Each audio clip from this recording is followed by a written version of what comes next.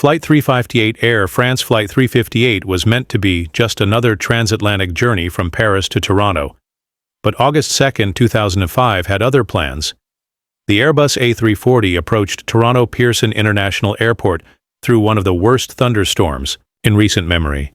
Torrential rain, fierce winds, and near-zero visibility made conditions absolutely treacherous. Against their better judgment, the pilots committed to landing. What happened next was pure chaos.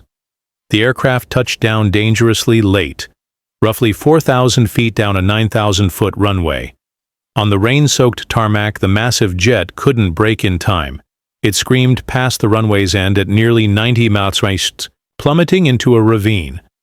The impact tore the fuselage apart, and within moments, flames erupted everywhere. Thick, choking smoke filled the cabin as passengers fought their way to emergency exits. The entire plane became an inferno, yet incredibly, all 309 souls on board escaped with their lives. It's proof that even when everything goes catastrophically wrong, human determination can overcome impossible odds. Flight 1380 Southwest Airlines Flight 1380 began April 17, 2018 as an ordinary Tuesday morning departure from LaGuardia. Passengers settled in for what should have been a routine hop to Dallas. Then, at 30,500 feet, disaster struck without warning. The left engine didn't just fail, it exploded violently, hurling razor-sharp metal fragments in every direction. One piece of shrapnel punched straight through a passenger window, causing instant explosive decompression.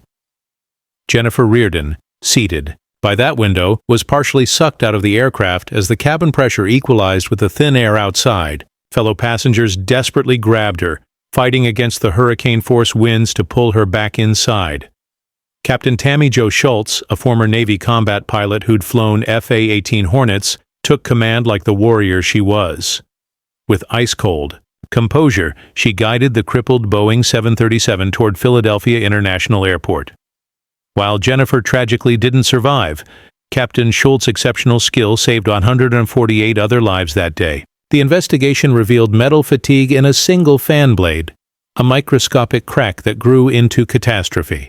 Flight 1549, January 15, 2009, started like any other winter day for U.S. Airways. Flight 1549's 155 passengers and crew, Captain Chesley Sully Sullenberger and First Officer Jeffrey Skiles, were climbing out of LaGuardia Airport when nature intervened in the worst possible way. A massive flock of Canada geese slammed into both engines simultaneously, destroying them completely. Suddenly, this state-of-the-art Airbus A320 became nothing more than a very heavy glider at just 3,000 feet altitude. With Manhattan's skyscrapers looming below, Sully had mere seconds to make an impossible decision. LaGuardia was too far behind them. Teterboro Airport was unreachable. That left only one option: the frigid Hudson River. Commercial airliners aren't built for water landings, but Sully performed the impossible. His textbook ditching kept the fuselage intact and prevented the aircraft from breaking apart on impact. As the plane floated like a strange metal island, passengers evacuated onto the wings in freezing temperatures. New York's harbor filled, with rescue boats and helicopters, pulling everyone to safety. Not a single life was lost in what became known as the Miracle on the Hudson. Flight 32 Qantas Flight 32 was supposed to be a routine hop from Singapore to Sydney on November 4, 2010. The double-decker Airbus A380, aviation's largest passenger aircraft, carried 469 souls that morning. Captain Richard de Crespigny was climbing through 38,000 feet when the unthinkable happened. Engine number 2 didn't just fail, it literally exploded. The massive Rolls-Royce Trent 900 engine disintegrated, spraying white-hot metal fragments into the wing like a shotgun blast. Fuel lines ruptured, electrical systems failed, hydraulics were compromised, over 50 critical warning alarms screamed simultaneously in the cockpit. This flying behemoth was suddenly crippled, barely controllable. For more than an hour, Captain de Crespigny and his crew battled the wounded giant, manually calculating everything from fuel consumption to landing distances because the computer systems were overwhelmed with failure messages. When they finally coaxed the damaged A380 back to Singapore Changi Airport, It took 2 full hours just to safely shut down all the aircraft's systems. The plane was so severely damaged, it never flew again, yet every single person walked away unharmed. It's a masterclass in how superior training and unshakable composure can triumph over mechanical catastrophe. Flight 236 August 24th, 2001 began routinely for Air Transat Flight 236's 306 passengers flying from Toronto to Lisbon. The Airbus A330 was cruising smoothly over the dark Atlantic when both engines suddenly fell silent.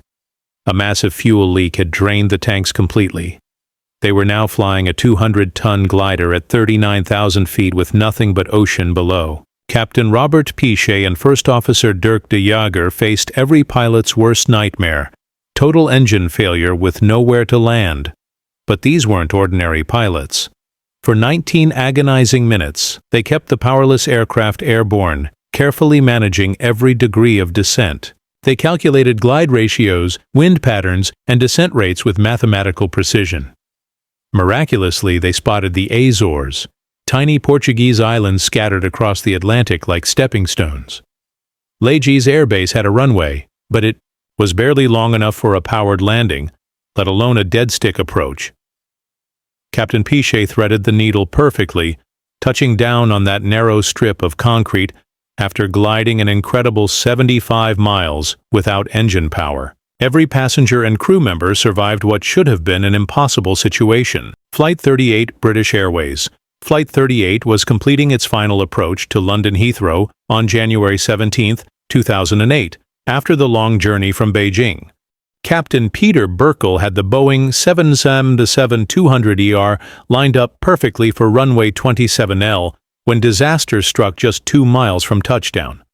Both Rolls-Royce engines suddenly lost power, transforming the wide-body jet into a massive glider at the worst possible moment. Unknown to the crew, ice crystals had formed in the fuel system during the long, cold flight across Siberia. When the engines demanded maximum fuel flow for the final approach, those ice crystals blocked the fuel lines like microscopic daggers. With only seconds to react, Captain Burkle and First Officer John Coward fought to stretch their glide toward the runway.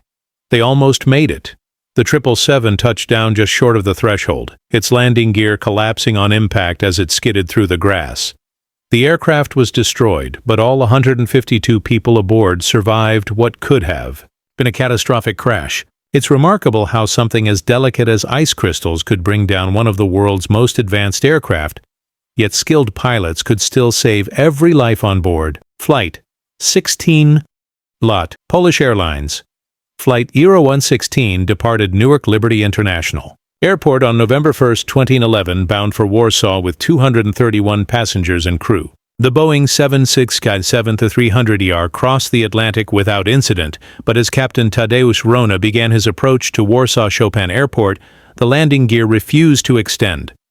No amount of troubleshooting, manual, automatic, or emergency procedures could coax those wheels down. With the entire nation watching on live television, Captain Rona faced an impossible choice: attempt a belly landing on one of Europe's busiest runways. For over an hour, he burned off excess fuel while circling Warsaw, reducing the aircraft's weight for the dangerous maneuver ahead. When he finally committed to the approach, millions of viewers held their breath. The 767 touched down on its belly in a shower of sparks, sliding down the runway like a metallic sled. Despite the spectacular nature of the emergency, Captain Rona's masterful technique ensured that not a single passenger was seriously injured. He became an instant national hero, proving that sometimes the most dramatic landings can have the most beautiful endings.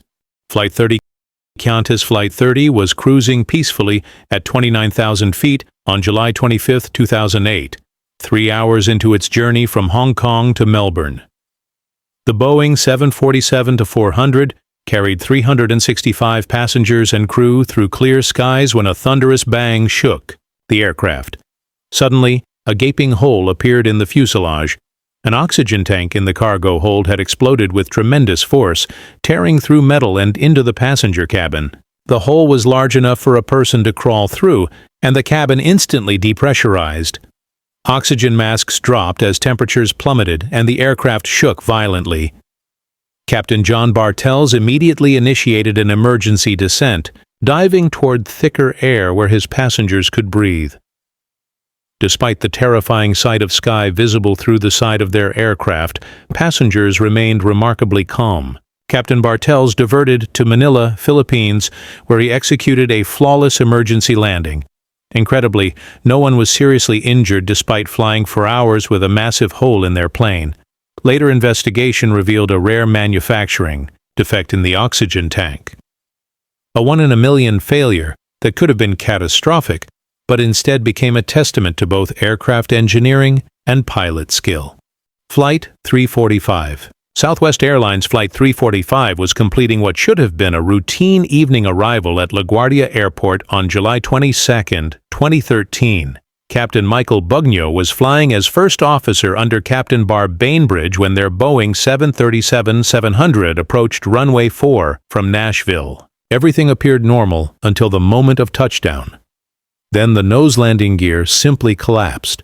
The front of the aircraft slammed into the runway in a shower of sparks, scraping along the asphalt as the pilots fought to maintain control. Passengers were thrown forward in their seats as the crippled jet skidded down the runway, the nose grinding against concrete and sending up fountains of sparks. Captain Bainbridge's quick reactions prevented the aircraft from veering off the runway entirely. When the 737 finally came to rest, 10 passengers had minor injuries, but everyone survived what could have been a devastating crash. The National Transportation Safety Board later determined that the nose gear collapsed because it touched down before the main landing gear, a critical error in landing technique that turned a routine arrival into a dramatic emergency. It's a reminder that even experienced pilots can make mistakes, but proper training and quick thinking can prevent those mistakes from becoming tragedies.